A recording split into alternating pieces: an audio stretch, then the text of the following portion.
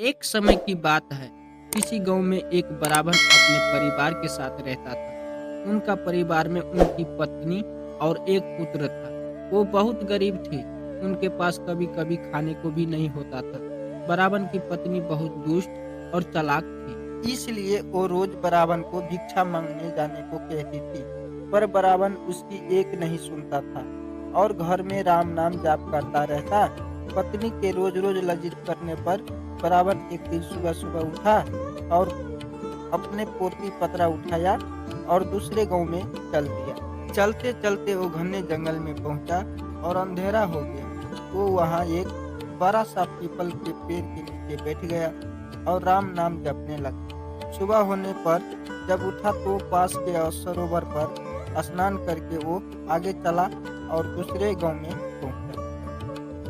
गांव वाले उससे ना तो कोई कथा सुनना चाहते थे और ना ही कोई उससे भिक्षा दे रहे थे। वो ब्राह्मण दुखी होकर घूम फिर कर फिर उसी पीपल के पेड़ के नीचे आकर बैठ गया।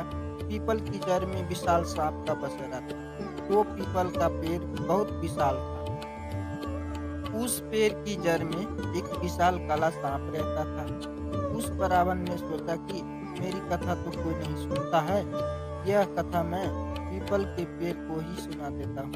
ब्राह्मण अपनी कथा सुनाने लगा। कथा पूर्ण होने पर पेड़ के नीचे से एक काला नाग निकला और उस ब्राह्मण को एक स्वर्ण मुद्रा देते हुए बोला, तुम रोज यूं ही यहाँ आकर मुझे कथा सुनाया करो, मैं रोज तुम्हें स्वर्ण मुद्रा दूंगा। ब्राह्मण यह बात मान ली और ना यह बात तुम किसी को भी मत बताना, तुम्हारे सब दुख दूर हो जाएंगे। ब्राह्मण रोज ऐसा ही करता। सुबह उठकर नहा धोकर अपनी पोती पतरा लेके वो पीपल के पेड़ के नीचे पहुंच जाता और वहां बैठकर कथा सुनाता। कथा पूर्ण होने पर नाग सोने की मुद्रा भेंट करता। देखते ही देखते ब्राह्मण धनिक हो गया। पूरे गांव में यह चर्चा होने लगी कि ब्राह्मण की दशा कैसे सुधर गई। यह जरूर कोई गलत काम करता होगा। ब्राह्मण को लोगों की बातों से कोई फर्क नहीं पड़ता था। वो नित्य अपना यही कार्य करता रहता था। एक दिन गांव की कुछ औरतें ब्राह्मणी के पास गई और उससे पूछने लगी कि आपके पति इतने धनवान कैसे हो गए, वो रोज कहाँ जाते हैं। ब्राह्मण की पत्नी के मन में लालच का आना कुछ दिनों तक उसे टालता रहा, पर एक दिन ब्राह्मणी ने ब्राह्मण को मजबूर कर दिया।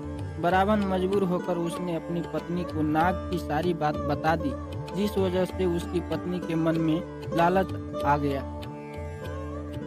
और ब्राह्मण के खाने में नशे की दवा मिलाकर उसे खिला दिया और अपने बेटे से बोली, बेटा उस पीपल के पेड़ पर जाओ और नाग को मारकर सारी संपत्ति ले आओ। ब्राह्मण का लड़का अपने पिता का पोती पतरा लेकर वहां गया और पीपल के पेड़ के आगे बैठकर कथा सुनाने लगा। कथा पूरी होने पर वो नाग बाहर आया और उसको स्वर्ण मुद्रा देने लगा। तभी ब्राह्मण के बेटे ने कुल्हाड़ी से नाग पर वार कर दिया, जिससे नाग की पूंछ कट गई और नाग भी पलटकर लड़के के पैर में डस लिया, जिससे लड़के की मौत हो गई।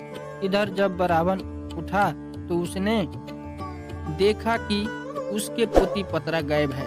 वो समझ गया कि कुछ गड़बड़ है। वो जल्दी से पीपल के पेड़ के पास गया तो देखता है कि उसका लड़का वहां मरा पड़ा हुआ है। नाग की पूंछ का कटना ब्राह्मण को देखकर नाग बाहर आया और कहा, ब्राह्मण मैंने तुम्हें कहा था कि स्वर्ण मुद्रा की बात तुम किसी से नहीं कहोगे और तुमने बता दी। अब तुम यहाँ से चले जाओ। तुम्हें तुम्हारे पुत्र का दुख है और मुझे मेरी पूंछ कटने का दुख है। मैं तुम्हें श्राप देता हूँ कि तुम्हारी जो संपत्ति मेरे द्वारा बनी थी वो सब नष्ट हो जाएगी।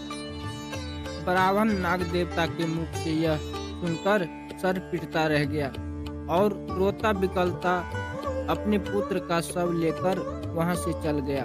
घर जाकर अपनी पत्नी को बोला, देखो तुम्हारे लालच की वजह से हमने अपना एकलौता पुत्र गवा दिया और हमारी सारी संपत्ति नष्ट हो गई। तो ब्राह्मणी भी रोती रह गई। ब्राह्मण और नाग की कहानी का बेलू दोस्तों, लालच एक दलदल है जो व्यक्ति को विनाश की ओर अग्रसर कर देता है।